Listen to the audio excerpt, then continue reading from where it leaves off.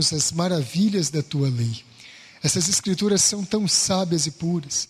Elas têm o poder de nos tornar sábios para a salvação, têm o poder de transformar as nossas mentes e de nos instruir em toda a verdade e justiça celestial. Eu oro para que o Senhor nos esclareça. Oro para que a sua bondade, a sua graça e virtude esteja aqui nessa manhã. Que o Senhor nos faça pessoas devotas da palavra, o povo do teu livro, em nome de Jesus Cristo. Amém. Bom, essa é a aula de número 9. Nós vamos começar a estudar agora o título das Escrituras. Então nós vamos agora na página 7 da nossa Confissão de Fé. Confissão de Fé de New Hampshire, e nós vamos lá na página 7, onde está das Escrituras. Se você ainda não possui essa confissão, é essa vermelhinha aqui, você pode adquirir lá no fundo na livraria, logo ao final desta aula. Agora, nós já precisamos dessa confissão, precisamos do que ela diz, das referências bíblicas, nós vamos estudar ela exaustivamente até o final do ano. Vamos passar nos 18 capítulos dela. E, ao mesmo tempo, nós vamos mesclar o estudo da Confissão de Fé de New Hampshire com a Confissão de Fé Batista de 1689. Você também pode adquirir essa confissão lá no fundo. Essa daqui é a mãe dessa. Essa daqui, ela é maior, essa daqui é o filhotinho, e as duas conversam muito bem, uma família muito bem organizada. E vai nos dar uma compreensão muito profunda das Escrituras e de um estudo teológico sistemático das doutrinas da fé cristã. Vamos lá para a página 7, então. Vamos ler o que diz o primeiro capítulo da nossa Confissão de Fé. Das Escrituras. Cremos que a Bíblia Sagrada foi escrita por homens divinamente inspirados e é um perfeito tesouro de instrução celestial, que tem Deus como seu autor, salvação como seu fim, e verdade, sem qualquer mistura de erro, como seu conteúdo. Ela revela os princípios pelos quais Deus nos julgará. Por isso ela é tão importante ser estudada. E por isso é e continuará sendo, até o fim do mundo, o verdadeiro centro da união cristã e o supremo padrão pelo qual toda conduta, credos e opiniões humanas devem ser julgados. Irmãos, esse primeiro capítulo da nossa confissão, ele coloca a Bíblia muito alto. Ele coloca a Bíblia no lugar que ela deve estar realmente, como a rainha de todos os livros, como a fonte de toda instrução para a nossa vida, como a fonte de toda a nossa prática. Tudo que nós fazemos deve ser de acordo com as Escrituras. Se nós queremos ser cristãos, você deve se lembrar lá do livro de Atos dos Apóstolos. Pela primeira vez, os discípulos, aqueles que seguiam o Senhor Jesus Cristo, foram chamados de cristãos. Onde? Em Antioquia. Por qual motivo? O motivo é porque eles estavam imitando o Senhor Jesus Cristo. E, gente, essa imitação, e isso aqui é muito importante de ser dito, da mesma maneira que a batalha espiritual do cristão não é com óleo ungido, não é com materiais, mandingas, coisas físicas e místicas. A batalha espiritual do cristão é uma batalha pelo conhecimento, é uma batalha na mente, é uma batalha pela devoção, pela adoração, é uma batalha pela verdade. Da mesma maneira, nós sermos cristãos não está relacionado com a roupa que nós usamos, com o que a gente faz domingo de manhã e domingo à noite, com a igreja que nós frequentamos. O cristianismo, ele está muito mais elevado que isso. Quando os discípulos foram chamados de cristãos lá em Antioquia, eles o foram porque a conduta deles expressava o Senhor Jesus. O padrão doutrinário deles expressava o Evangelho de Cristo. A maneira como eles negociavam, a maneira como eles conduziam as suas famílias, a forma como eles adoravam, a maneira como eles lidavam com o mundo, com o pecado e com o diabo, ela era totalmente alinhada com a forma que o Senhor Jesus Cristo agia. Ser cristão não tem nada a ver, ou tem muito pouco a ver, com questões apenas exteriores, com apenas uma profissão de fé. Ser cristão tem a ver com uma transformação completa de vida. E a nossa confissão de fé, ela traz exatamente isso no primeiro capítulo dela. Ela está querendo chamar a nossa atenção para o tesouro que nós temos na nossa mão. Nessa aula e nas próximas aulas, o que nós vamos fazer? Nós vamos entender que a Bíblia é um tesouro de instrução celestial. Vamos entender que as confissões batistas mapeiam esse tesouro para nós. Nós estivemos vendo, nas últimas aulas, para que serve a confissão, de onde vieram as confissões.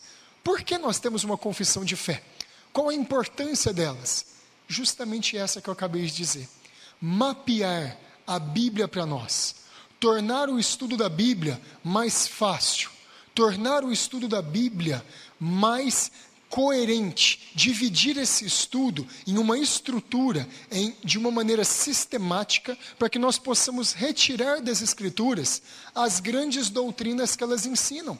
Vamos retirar daqui a doutrina da criação, vamos retirar a doutrina da queda, a doutrina da redenção, a doutrina do casamento, a doutrina da igreja, da eclesiologia, a doutrina da volta de Cristo, a doutrina da escatologia. As confissões de fé nada mais são do que uma maneira simples de sermos guiados através de um livro que é difícil. Apesar da Bíblia ela ser um livro de leitura obrigatória de todos os cristãos, nem todas as coisas da Bíblia são tão fáceis de entender. São tão fáceis de nós... isso aqui eu sei tranquilamente. Não, tem livros difíceis. Existe Levítico na Bíblia, não é um livro tão fácil de você trazer para os dias de hoje e aplicar para os dias de hoje.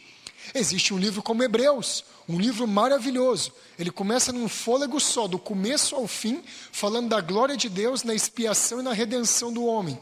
Só que ele é complexo. Você chega no capítulo 8, no capítulo 9, o negócio ali é denso, é profundo. Não são todas as partes da Escritura que são tão fáceis de compreensão. Capítulo 6 de Romanos, capítulo 9 de Romanos, 10 e 11, são capítulos complexos.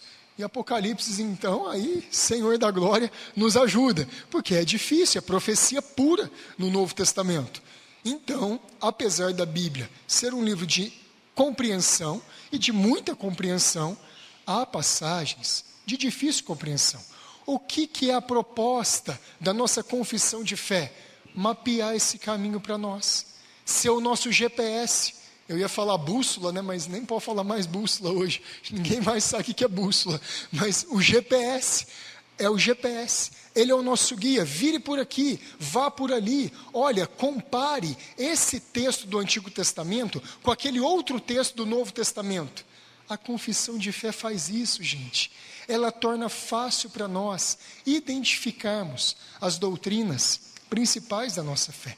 E agora eu preciso explicar para vocês, antes de entrar nesse primeiro capítulo, qual que é o método que nós vamos usar nesse estudo, porque senão nós vamos ficar perdidos. Como é que nós vamos estudar? Nós acabamos de ler agora essa declaração da nossa confissão de fé, e você pode ver aí embaixo que tem 6 grupos de versículos bíblicos. Como é que nós vamos fazer com esses versículos bíblicos? Como é que se estuda uma confissão de fé? Primeiro, nós precisamos entender rapidamente o pano de fundo dessa confissão e o pano de fundo da confissão de 1689. Vamos lá. A confissão menorzinha, a de New Hampshire, a que nós adotamos aqui, ela foi um retorno à fé dos antigos batistas, reformados e puritanos. Nada novo. Essa confissão aqui é de 1833. Isso aqui foi uma confissão feita nos Estados Unidos para retornar a fé lá dos batistas ingleses, dos batistas particulares que o Tales ensinou na última aula, os batistas reformados. Por que ela não é tão extensa? Ela não é tão extensa quanto as outras confissões, Westminster, a de Savoy, a nossa própria outra aqui, confissão de 1689, porque ela procurou ser um pouco mais resumida, um pouco mais concisa, para ficar fácil a utilização dela em todas as congregações que estavam crescendo muito nos Estados Unidos. A Igreja Batista nos Estados Unidos cresceu demais e precisava de uma regra de fé que unificasse essa igreja em torno daquelas doutrinas dos reformadores e dos puritanos. A confissão de New Hampshire, a nossa, ela foi utilizada para isso, para ser uma confissão clara, precisa, com poucos artigos, muita prova bíblica, para que as doutrinas reformadas fossem estabelecidas. Já a Confissão de Fé Batista, de 1689, é a grande confissão histórica dos batistas e dos puritanos. Gente, quem que utilizava essa confissão aqui, de 1689? Onde que estava isso aqui?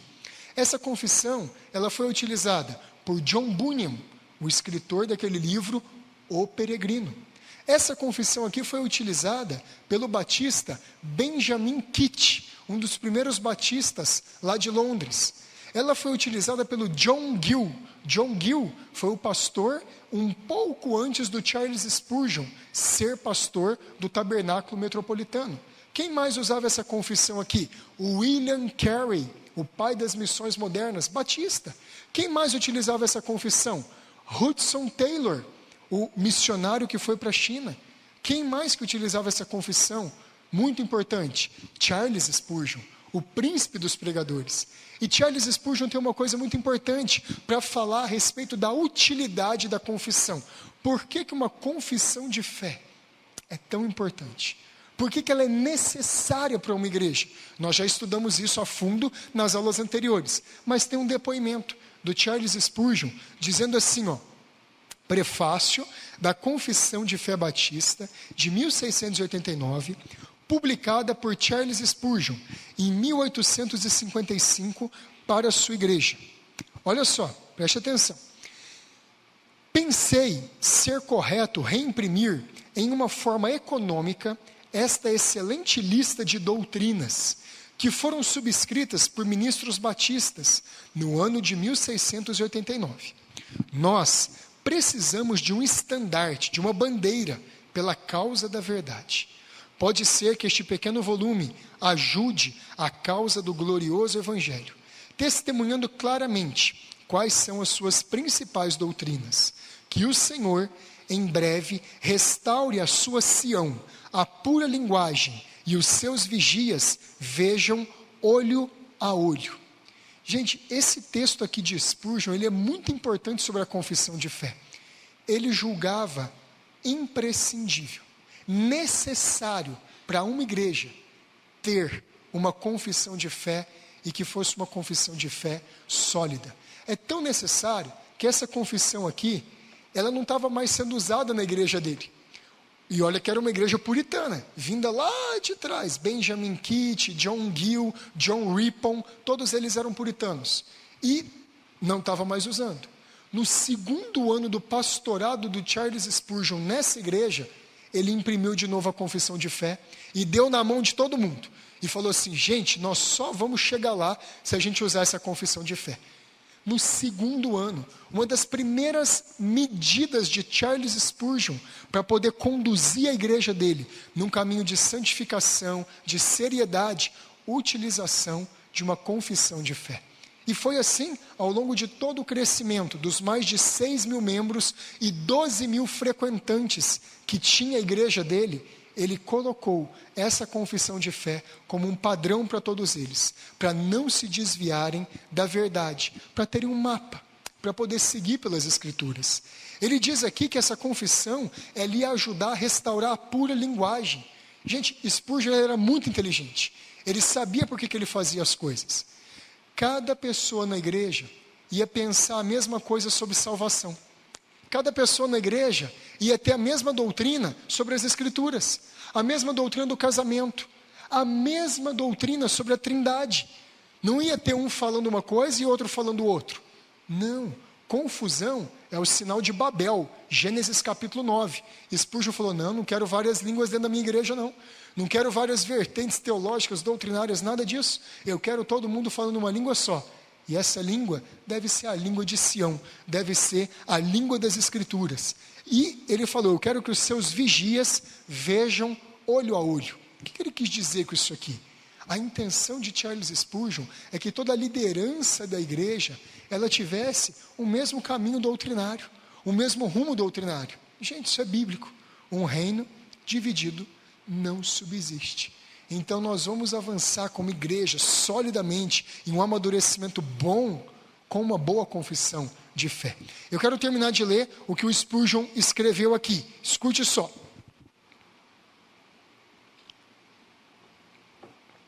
Este pequeno volume não é emitido como uma regra autoritativa ou código de fé, pelo que vocês devem ser constrangidos, mas ele foi impresso com uma ajuda para que vocês, em controvérsia, tenham uma confirmação na fé e um meio de edificação na justiça.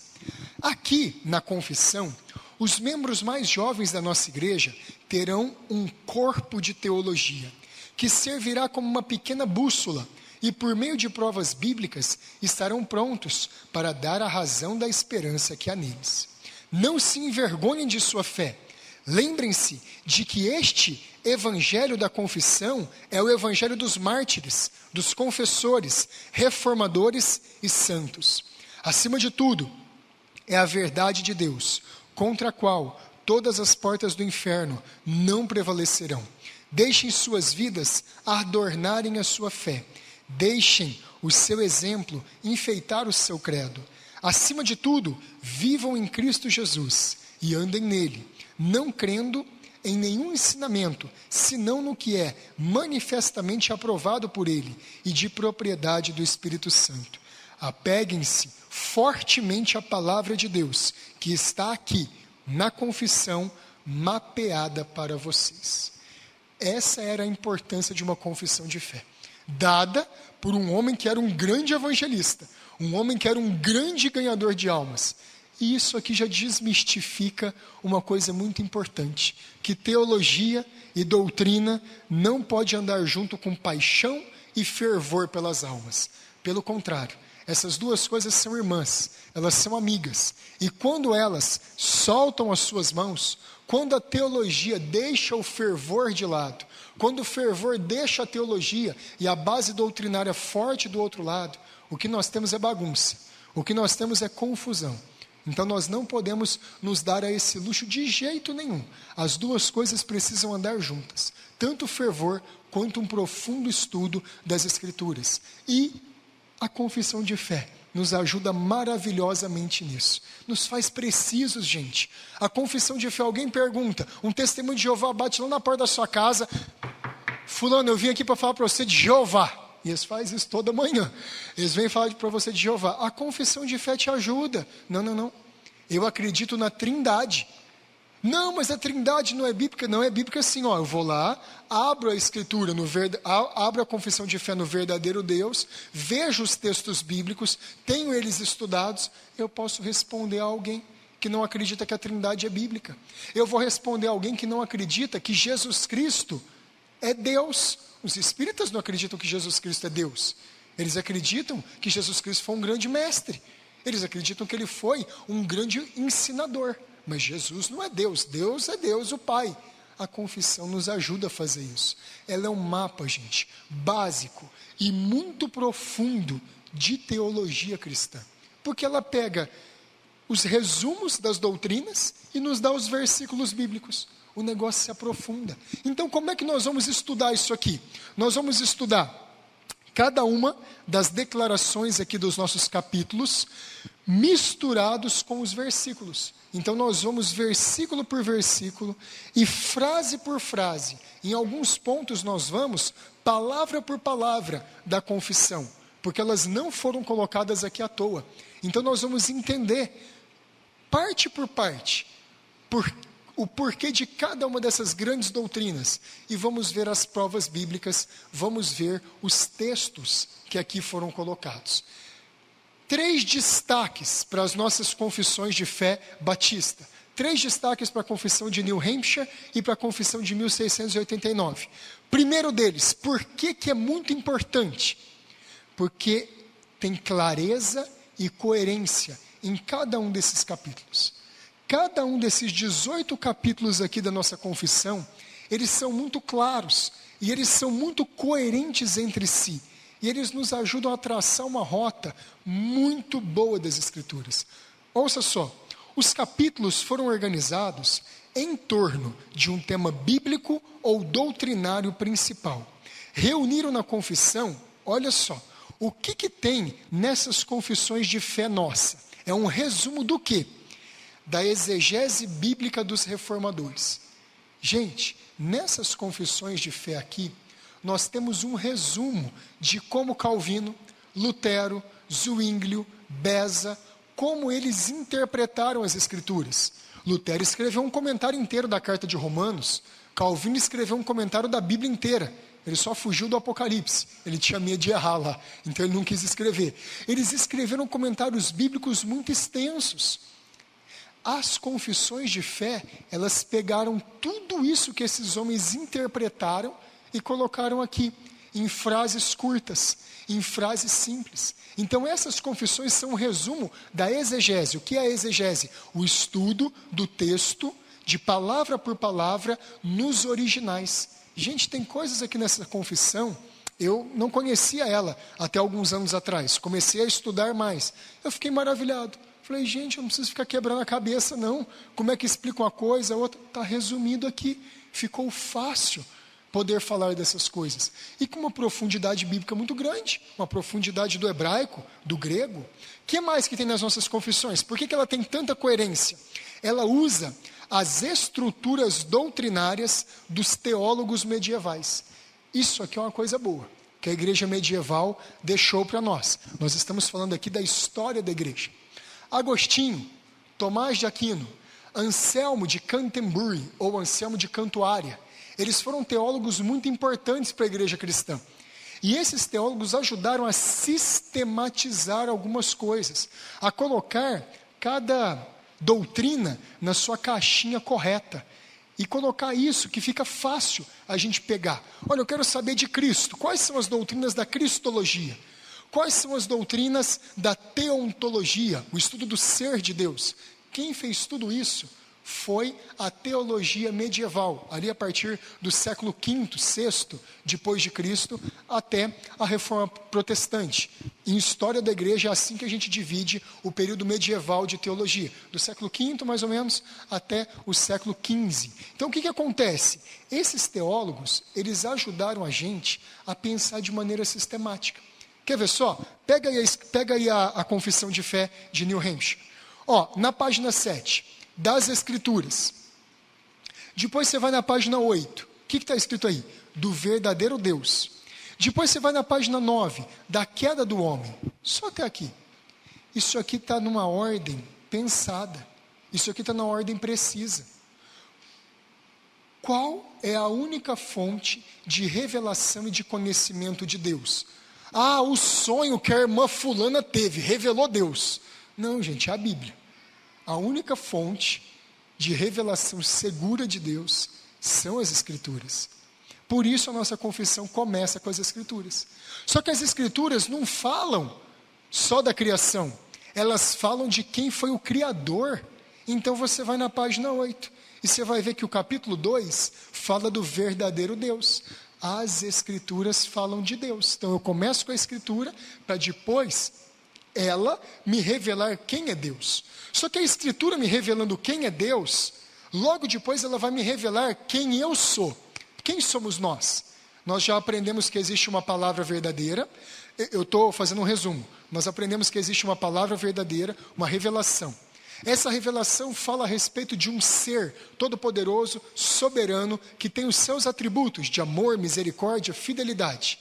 Logo depois ela vai falar quem eu sou. Quem nós somos? Como eu devo enxergar a minha própria vida? Aí ela vem, no capítulo 3, página 9, a queda do homem. Aí logo depois da queda do homem, você vai encontrar no versículo 4, o caminho da salvação. Você tem aqui nesses 4 primeiros capítulos da nossa confissão, as doutrinas principais do cristianismo. Criação, queda e redenção. Está tudo aqui. mapeado para a gente. Por isso que uma confissão de fé é tão importante. Uma análise bíblica feita pelos reformadores está na nossa confissão de fé. E uma divisão sistemática dessas doutrinas. Uma coisa vindo na sequência da outra, encadeada na outra. Fica muito mais fácil de compreender, é muito mais simples. Quer ver um exemplo disso? Você começa a estudar matemática. O que você vai estudar? Primeira coisa, você tem que decorar os números. Se você não souber os números, como é que você vai fazer conta? Logo depois de saber os números, você precisa saber as operações fundamentais da matemática. E chama operação fundamental porque elas são a base, o fundamento. Então você precisa aprender a adição, somar. Você precisa aprender subtração, tirar.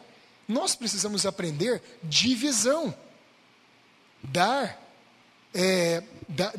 encaminhamentos diferentes para cada um desses números. Precisamos saber multiplicação, quando esses números crescem muito. Essas são as 4 operações básicas. Só depois disso, você pode pensar em equações, você pode pensar em geometria, você pode começar a pensar em trigonometria, em ângulos. Não dá para você fazer isso antes. Você tem que começar do fundamento. A mesma coisa a confissão de fé faz para a gente. Ela vai dando mastigado para nós, fundamento por fundamento das doutrinas bíblicas, até ficar fácil. E você chega lá na frente e puxa, resolvi uma equação de 2º grau, resolvi uma equação de 3º grau. Mas por quê? Porque você começou do básico. É assim que a gente vai crescendo. Qual outra coisa importante tem aqui também nas nossas confissões? As nossas confissões, elas reúnem as compreensões bíblicas dos pais da igreja. Aí nós voltamos para aquele período lá, pertinho dos apóstolos, para aquele período de Tertuliano, Papias, aquele período de João Crisóstomo. Esses homens são conhecidos como os pais da igreja. E, gente, eles estudaram muito as Escrituras, eles deixaram muitas coisas escritas. A coleção toda dos livros da patrística, ela é tão grande que ela tem mais de 60 volumes. Esses homens escreveram muito. E o que esses 60 volumes são importantes? Lutero, Calvino, todos os reformadores eram profundos conhecedores dos pais da igreja. E ali tinha muita doutrina importante para as nossas vidas. Quando eles foram fazer as confissões que nós temos hoje, eles levaram em conta essas interpretações. Os comentários de Clemente de Roma, os comentários de Policarpo, tudo isso foi levado em conta. Gente, isso dá um elo muito importante de continuidade na fé cristã. Não somos só nós que cremos nessas coisas. Lutero creu antes de nós, Calvino creu antes, Crisóstomo creu antes, Papias, talvez um dos pais da igreja mais antigos, creu antes do que nós nisso. E aí você vai voltando e você vai vendo uma longa linha de homens e mulheres piedosos que nos ajudam a entender melhor a fé e de uma maneira coerente. Tudo isso, gente, está resumido aqui na nossa confissão de fé. É um tesouro, gente. É um tesouro grande demais. Coerência e clareza em cada um desses capítulos. Segunda coisa que é importante na confissão de fé, um segundo destaque, é um guia para leitura e interpretação da Bíblia. Ela nos ajuda em partes difíceis. Pastor, como é que ela ajuda na interpretação da Bíblia? Nós vamos ver já nas próximas aulas, estudando aqui o primeiro das Escrituras, uma das regras que a confissão de fé coloca de interpretação da Bíblia. A regra da analogia da fé. O que é isso? É a regra de interpretação mais básica que existe. É você comparar um texto difícil, obscuro, meio confuso da Escritura, com outro texto que seja fácil. E aí a própria Escritura explica a Escritura. Esse é o princípio da analogia da fé. O princípio que a própria Bíblia explica a Bíblia em lugares mais fáceis, aquelas coisas que estão em outros lugares mais obscuros. Tudo isso é importante para a interpretação bíblica. Porque senão, nós vamos, por exemplo, definir a doutrina da ira de Deus, o atributo da ira de Deus. Aí você, puxa, eu vou pegar aquele versículo, a sua ira dura só um momento, mas o seu favor e a sua misericórdia é para sempre. Aqui, ó, a ira de Deus não é nada não, é aquele pai que fica bravo, mas logo está dando sorvete para o filho de novo, logo está abençoando de novo. Peraí, é só isso que a Bíblia fala da ira de Deus? O Salmo 7 fala que Deus se ira todos os dias.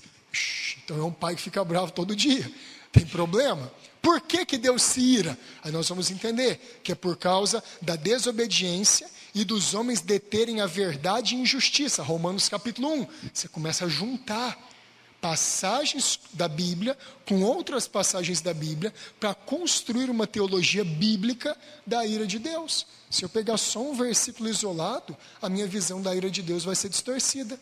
Tudo isso está aqui, gente, dentro da confissão de fé, nos ensinando a ser sábios na Escritura. Olha só, ela é um guia tão bom, porque quando eles fizeram a confissão de fé, o grande alvo era ajudar os cristãos a compreenderem precisamente as Escrituras e poder explicar a fé reformada aos seus oponentes. Esse era o ponto. Nós entendermos bem, de maneira precisa, e podermos explicar bem para as pessoas que nos confrontam. Muito foi escrito para facilitar a interpretação da Bíblia, e foram juntados textos prova do que se estava ensinando em cada capítulo. Cada um dos nossos capítulos aqui da confissão, praticamente de frase em frase, você tem um número, e logo depois esse número faz referência a 8, 9, às vezes até 15 versículos diferentes. Qual que é essa intenção? O texto, ele fala para nós qual é a doutrina, e os versículos embaixo provam para a gente, no Antigo e no Novo Testamento, que essa doutrina está certa. Gente, é tão simples estudar isso aqui, é tão gostoso estudar a confissão de fé, fica fácil, fica simples você compreender as Escrituras. Que mais? O estudo e reflexão dos textos bíblicos colocados na confissão auxilia muito o esclarecimento das doutrinas ensinadas. Não é só uma doutrina, falaram de tal coisa. Não, tem a prova bíblica, que o Antigo Testamento, o Novo Testamento fala sobre aquilo. Terceiro destaque na questão da confissão de fé, dessas duas confissões de fé batistas nossas. Ela tem uma abordagem precisa de doutrinas fundamentais e difíceis. Gente, isso aqui é uma coisa boa. Sabe por quê? Tem muitas perguntas que a gente quer fazer, mas não sabe onde acha a resposta. Tem muitas coisas que a gente quer entender, quer compreender, e às vezes você tem uma Bíblia de estudo, mas justamente aquele versículo da Bíblia de estudo que você queria ver, eles pulam.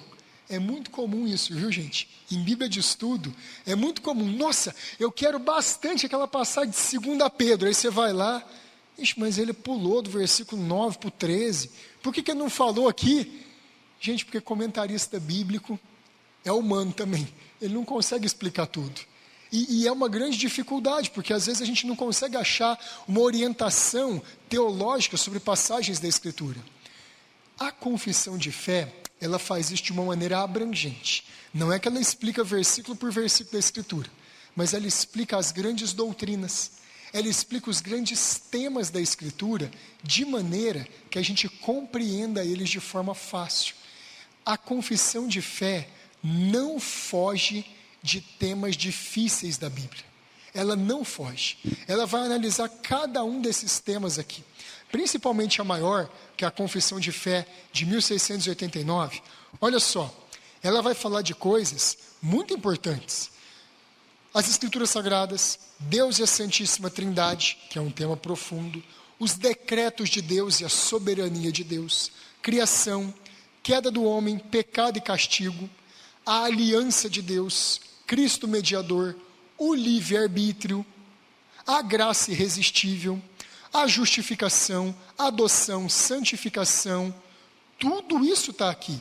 A segurança da graça e da salvação, o evangelho e a extensão da graça, quem que vai ser salvo, liberdade cristã e liberdade de consciência. O que eu posso fazer? O que é permitido, o que não é permitido? Liberdade cristã. O culto religioso e o dia do Senhor. Como é que eu guardo um dia para Deus? Sobre os juramentos lícitos e os votos. É pecado jurar? É pecado fazer voto? A confissão fala. Como deve ser o governo civil da sociedade? Está aqui. O matrimônio, a igreja, a comunhão dos santos. Como é que deve ser? Quando a gente vai fazer aquele churrasquinho em casa, quando a gente vai se reunir para comer junto, para ter comunhão, amizade. Como é que isso deve funcionar? A confissão fala, gente. Comunhão dos santos. Uma doutrina importantíssima. Atos capítulo 2, versículo 41. Importantíssima essa doutrina. Sobre o batismo e a ceia do Senhor. O batismo, a ceia. E aí, como é que é o batismo? Criança pode? Não pode? É por aspersão? Efusão? É por imersão? Aqui fala também. O estado do homem após a morte, a ressurreição dos mortos. Morreu, fica dormindo ou não fica? Está tudo aqui, gente. As grandes doutrinas da fé estão aqui. Juízo final e a volta do Senhor Jesus. Tudo bem traçado para nós aqui na confissão. E essa maneira de abordar de forma sistemática esses temas todos, nos ajuda a refletir sobre a verdade de Deus, como ela está nas Escrituras. Não é o que eu acho, não é o que eu penso. Não, tem o texto e tem provas bíblicas. Se eu não concordo, eu vou ter que refutar aquelas provas bíblicas. Olha só, quais são algumas das doutrinas de Deus abordadas nas nossas confissões aqui? Os decretos de Deus, livre-arbítrio, como eu já falei, problema do mal. Por que nós sofremos? Se Deus sabia que haveria o pecado, e se Deus previu o pecado no decreto dele, por que ele deixou acontecer? Gente, isso aqui é uma das maiores perguntas da humanidade. Tem filósofo tentando responder isso aqui até hoje. Eu lembro quando eu estava estudando direito na faculdade, um dos grandes juristas alemães do direito é o Gottfried Leibniz. O Leibniz, ele escreveu um tratado inteiro com relação à doutrina do mal, a Teodiceia, para tentar explicar isso. Imagina, um advogado escrevendo um negócio desse, porque perturbou a mente dele. E muitas pessoas hoje tentam lidar com esse problema do mal. Os ateus modernos fazem isso. Peter Atkins, Richard Dawkins, todos esses homens fazem isso. O Stephen Hawking, o que morreu, todos eles tentam lidar com esse problema do mal. A nossa confissão vai falar sobre isso. Eleição, predestinação, perseverança na salvação, todos esses temas são analisados com precisão e respaldo bíblico. Tudo isso vai ser visto. Agora, no finalzinho da aula, eu quero analisar com vocês um texto muito importante sobre as Escrituras. Abre lá no Salmo 19. Para nós vermos por que as nossas confissões de fé começam com as Escrituras. Porque elas são um tesouro de instrução celestial. E as confissões batistas mapeiam esse tesouro para nós. Salmo 19.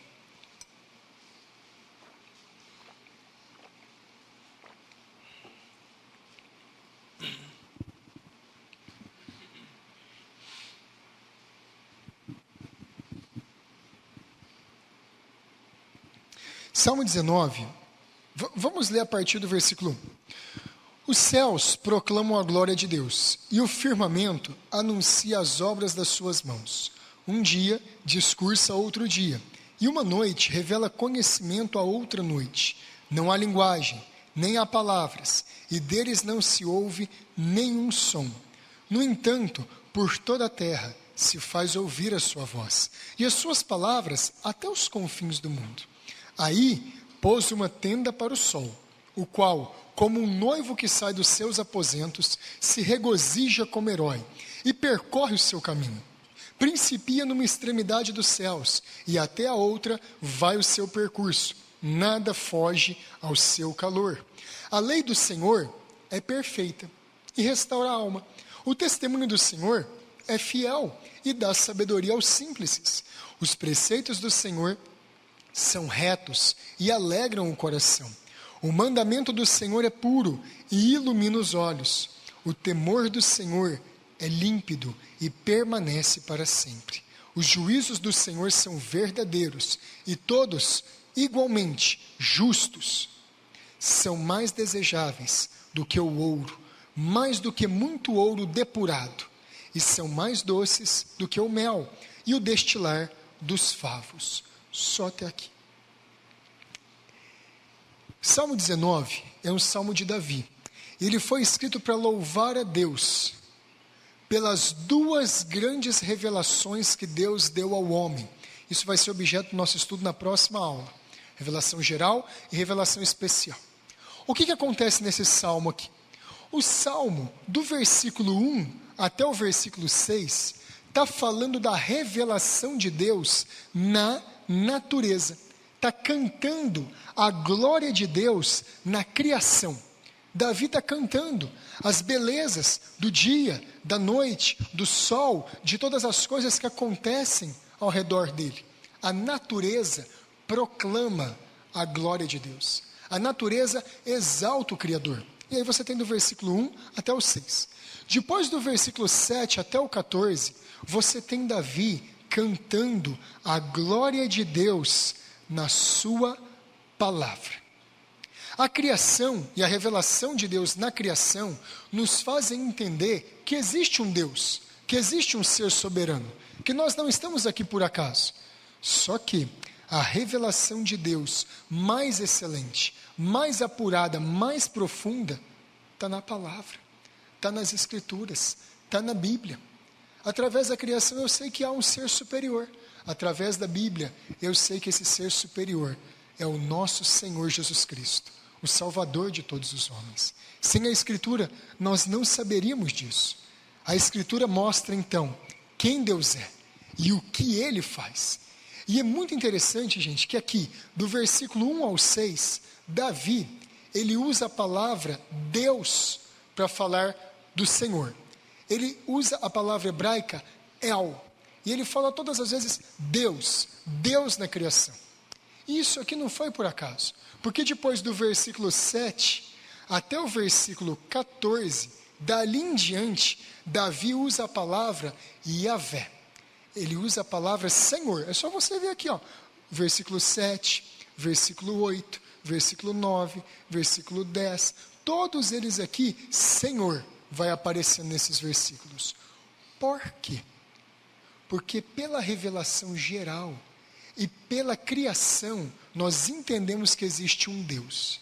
Pelas Escrituras, nós entendemos quem é esse Deus e qual é a aliança que Ele tem com o povo dele. Do versículo 7 em diante, nós vemos o nome pactual de Deus, o nome da aliança de Deus com o povo dele. Gente, a Escritura é o nosso testamento. A Escritura é a herança que Deus nos deixou.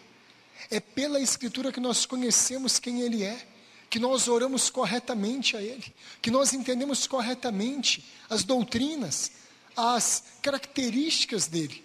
Nós nunca entenderíamos quem Deus é se nós não tivéssemos as Escrituras. Por isso que as nossas confissões de fé começam falando das Escrituras, dando ênfase nas Escrituras. E é por isso que nas aulas anteriores nós falamos bastante do tanto que é ridículo aquelas pessoas que dizem: nós não precisamos de confissão de fé engessa a igreja. Não, a confissão de fé exalta a palavra. A confissão de fé, ela não toma o lugar da Bíblia. Cuidado, rapaz, naquela igreja lá tem confissão de fé, eles são muito assim, Caxias. Cuidado. Não, querido, você deveria ter cuidado em igreja que não tem confissão de fé. Porque aí, num domingo, o pastor vem e ele prega que o casamento é assim, assim, assado. Aí no outro domingo, porque ele brigou com a esposa dele, está casando com uma 20 anos mais nova, ele prega que mudou e que Deus deu uma nova revelação para ele. Que beleza!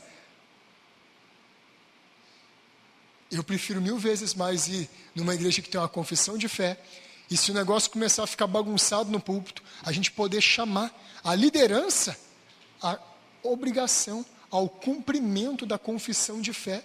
Gente, a confissão de fé é uma segurança para a liderança de ensinar biblicamente a igreja, e é uma segurança para a igreja para fiscalizar a liderança e ajudar eles a não se desviarem do caminho. É proteção para os dois lados. Que o que é? Confissão de fé, na verdade, nos ajuda muito. Ela nos faz mais bíblicos. Ela nos deixa mais vinculados somente às Escrituras. A confissão de fé é utilíssima, porque ela nos ensina sobre esse grande livro da aliança de Deus conosco.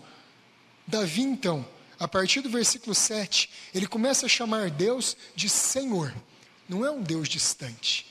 Não é um Deus que eu não sei quem é, que eu não conheço direito, que eu não tenho muitas informações sobre Ele. É um Deus conhecido. Eu tenho aliança com Ele. Eu estou vinculado com Ele. Eu sei das promessas e das verdades dEle.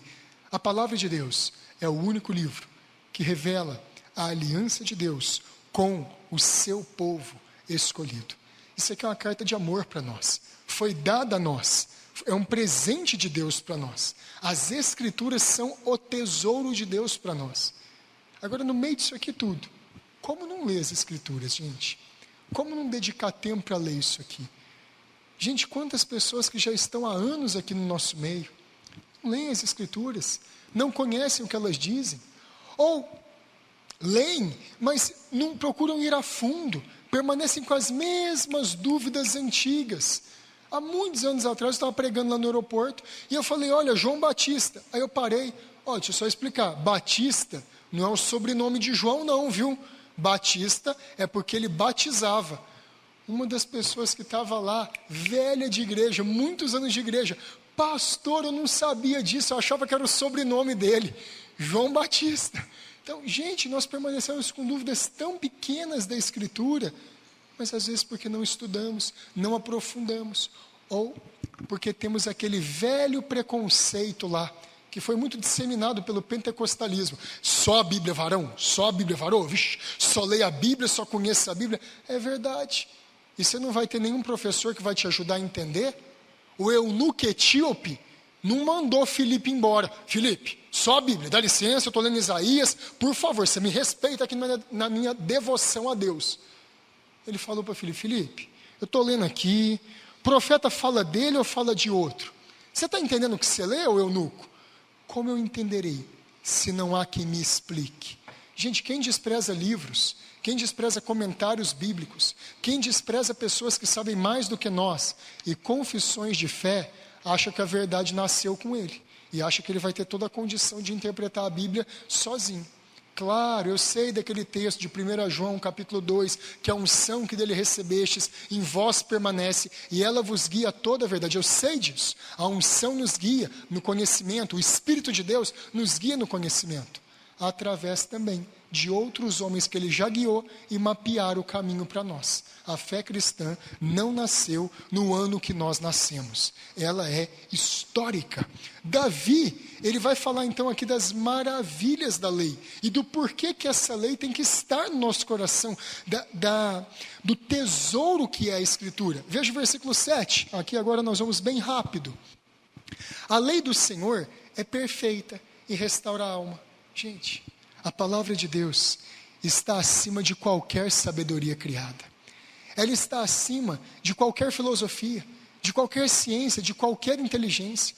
A palavra de Deus, ela está além de todas as coisas criadas. O Salmo 119, ele diz, em toda perfeição vi limites, mas o teu mandamento é amplíssimo. O judeu, ele não conhecia direito o conceito de infinito. Ele pegou a maior palavra que ele tinha para falar, é grande. E ele falou, o seu mandamento é grande demais. O seu mandamento é gigante demais. Gente, a palavra de Deus, ela é incrível. Ela é a sabedoria mais perfeita que há na terra. Olha só, a lei do Senhor é perfeita. Ela está acima de qualquer sabedoria. Ela é perfeita no seu grau máximo. E, gente, pela Bíblia ser dessa qualidade, pelas Escrituras terem essa capacidade nelas, ela é o único auxílio eficaz na fraqueza e no desespero. É o que está escrito aqui. A lei do Senhor é perfeita e restaura a alma. Ela é o remédio para os nossos corações cansados, para a nossa fraqueza, para o desespero. Ela é o refrigério que Deus estabeleceu para nos guiar. Foi assim que Deus escolheu fazer. Continua o versículo 7. O testemunho do Senhor é fiel e dá sabedoria aos simples. Os mandamentos de Deus não frustram. Eles não enganam. Eles não são amparos frágeis. Não. A Escritura está dizendo que eles são fiéis, eles são precisos. A palavra de Deus é a única coisa na terra à prova de falha, à prova de erro, à prova de qualquer coisa que você quiser. Depois que os céus tiverem passado, que Deus tiver começado a nova criação, a recriação dele, até lá, a palavra de Deus vai estar se cumprindo. A palavra de Deus não vai passar. Jesus falou, passará os céus e a terra, mas as minhas palavras não passarão. Olha o valor que a Escritura dá para ela mesma. E as nossas confissões de fé valorizam integralmente essa Escritura. E tanto valorizam que querem explicar bem essa Escritura para a gente, para nós sermos pessoas bem versadas, bem capazes e sabermos da fidelidade de Deus. Se ela é fiel, versículo 7, ela dá sabedoria aos simples. Quem possui esses mandamentos, quem possui a palavra de Deus, ainda que sejam pequenos, ainda que sejam fracos, ainda que não entendam de todas as coisas e sejam limitados em muitas áreas, se torna mais sábio que o ímpio mais inteligente. Um dos salmos diz, disse o tolo no seu coração, não há Deus. Disse o nécio, o louco, o ímpio mais inteligente que não crê em Deus, ele é mais tolo aos olhos de Deus que o menor dos santos, que sabe ler, que foi só alfabetizado, mas que lê as Escrituras e crê nelas. Salmo 119 fala assim, eu tenho mais conhecimento do que todos os meus mestres, porque medito na sua palavra. Gente, você quer ser sábio? Medita nas Escrituras. É o que a nossa confissão fala. É um perfeito tesouro de instrução celestial. Está tudo aqui para nós. Versículo 8. Os preceitos do Senhor são retos e alegram o coração. O mandamento do Senhor é puro e ilumina os olhos. Esses dois versículos aqui, eles são paralelos. Não dá para interpretar um e depois o outro, senão a gente acaba fazendo arte. O que está dizendo aqui? Que a palavra de Deus é reta, que o mandamento do Senhor é puro. São duas palavras diferentes para dizer que a palavra de Deus é absolutamente justa. Não tem desequilíbrio na palavra de Deus. Ela é perfeita. Não há nenhuma incoerência ou fonte de dúvida nas Escrituras. Será que eu posso criar os filhos do jeito que a Bíblia falou mesmo? Será que eu posso ousar ter a petulância de ficar calada para ganhar o meu marido sem palavra nenhuma e ser submissa a ele? Será que pode fazer isso? Será que é bíblico dar a vida pela esposa? É o que a Escritura manda, são os mandamentos da Escritura. Gente, eles estão completamente certos, eles estão completamente corretos. Se o teu inimigo te pedir água, dá água, e assim você vai amontoar brasa sobre a cabeça dele. Eu vou fazer bem para o meu inimigo, eu quero mais é que vai para o raio que o parta. Não, eu posso confiar nisso? Posso. A palavra do Senhor é reta, o mandamento do Senhor é puro. Tudo que a Bíblia comanda fazer é absolutamente certo. E deixa eu tirar uma dúvida de muitos aqui. Deus disse para Davi, vai e mata, extermina completamente os filisteus. Nossa, o que tem de ateu que usa esses textos do Antigo Testamento, que Deus mandou matar e não poupar mulheres, crianças, nem gado, e dizer, esse Deus do Antigo Testamento, esse Deus tirano, é porque eles não entenderam a analogia da fé. Se eles voltarem lá para trás na regra de interpretação da Escritura, eles vão ver que Deus falou para Abraão, Abraão, a medida dos pecados dos amorreus não está cheia ainda. O povo de Canaã, Abraão, eles estão pecando num nível máximo. Quando chegar o tempo da conquista de Canaã, lá através de Davi, dos juízes, e depois de Salomão, aí eu vou trazer juízo sobre eles corretamente. Deus é um juiz justo. Quando ele mandou matar aquelas pessoas naquela época, ele estava absolutamente correto.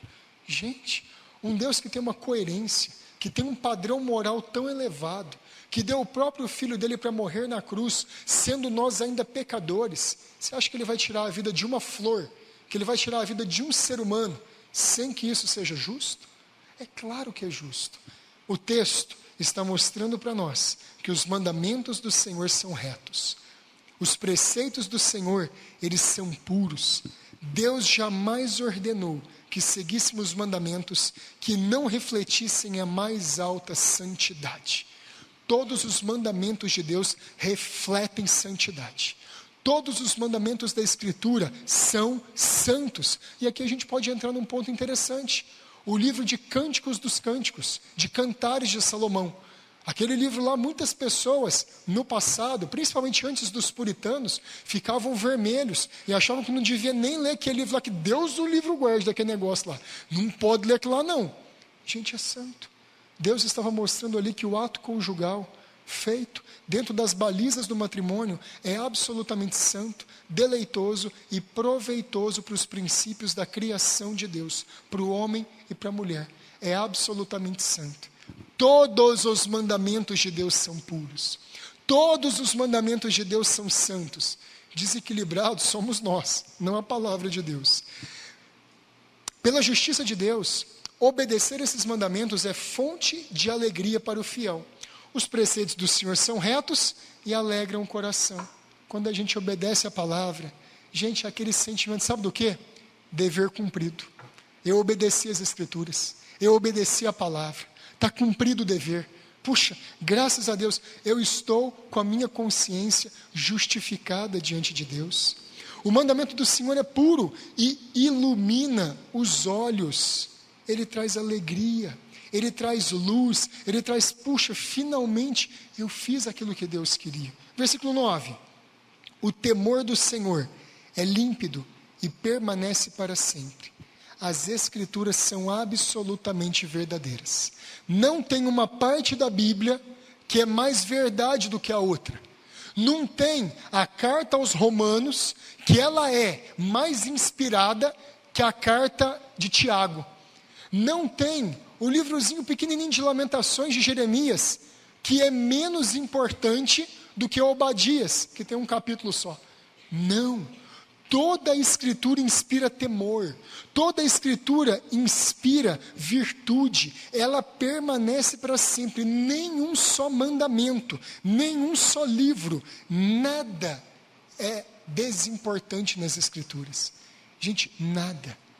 Cada uma daquelas profecias do Antigo Testamento, elas são absolutamente importantes. Cada uma daquelas passagens sacrificiais, dos ritos dos levitas de oferecer os sacrifícios a Deus, eles são importantes. Jesus cumpriu aquilo ali integralmente. Não tem passagem na Escritura que é menos importante. Tudo que foi prometido ocorrerá. Nada será esquecido. Nem a menor promessa, nem a menor profecia. Nada vai ficar para trás. A palavra de Deus permanece para sempre, porque ela é limpa.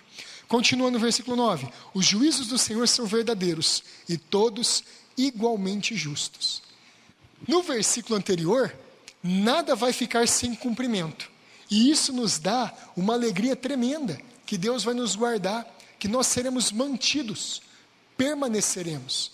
Só que o versículo de baixo fala: os juízos do Senhor são verdadeiros e todos igualmente justos. Nenhuma das ameaças de Deus serão esquecidas contra o pecador. Nenhuma das promessas de Deus de julgamento do pecado ficarão para trás. Quando Paulo fala em Romanos capítulo 1, no Romanos 2, no dia que Deus há de julgar os segredos dos corações dos homens, segundo o meu evangelho, que Deus tem determinado um dia para julgar todos os homens, isso vai acontecer. A palavra de Deus nos lembra que todas as ameaças, todos os juízos de Deus, eles acontecerão. Tudo que a Escritura ameaçou, ela vai condenar no último dia. Último versículo.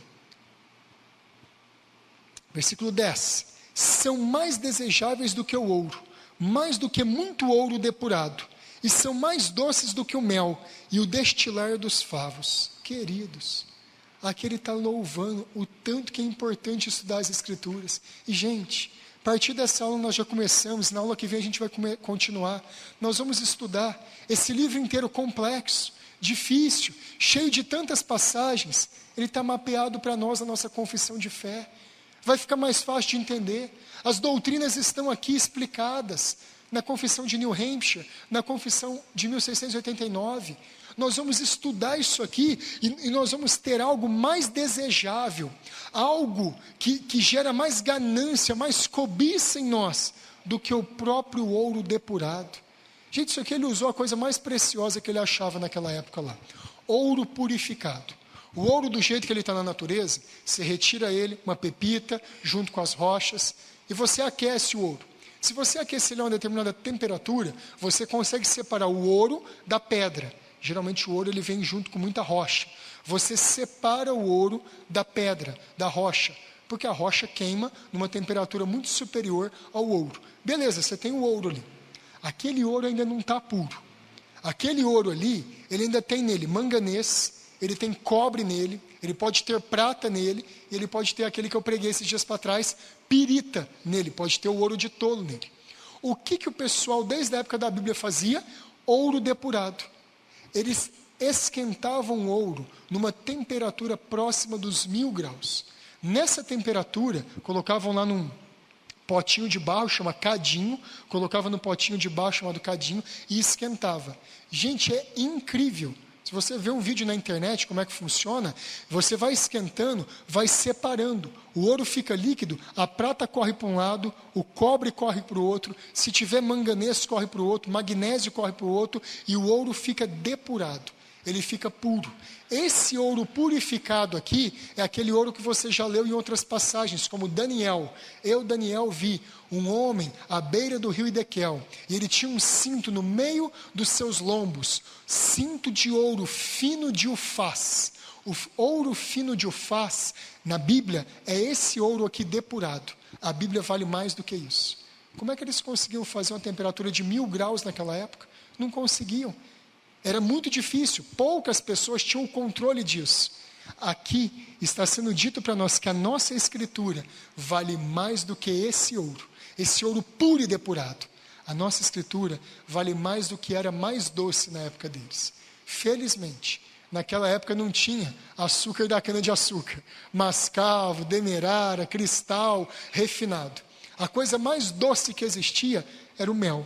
E aqui ele está falando, olha, a palavra do Senhor, ela é mais doce do que o mel, mais doce do que os favos. Ela é agradável, ela é muito desejável. Semana que vem, então, vamos avançar no nosso estudo aqui, das Escrituras mapeadas para nós, através da nossa confissão de fé. Queridos, agora nós estamos encerrados.